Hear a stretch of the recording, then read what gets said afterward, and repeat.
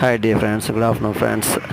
நம்ம travel lock பண்ணிகிட்டு இருக்கும்போது எதாச்சும் அந்த சைடு வந்தோம்.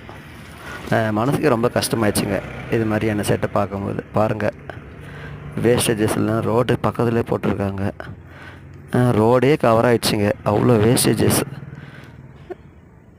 நம்மளுக்கு தெரியும் ரோடில் போடக்கூடாது சொல்லிவிட்டு, அதுக்கு வந்து தகுந்த பிளேஸ் இருக்குது, அங்கங்கே போடணுங்க.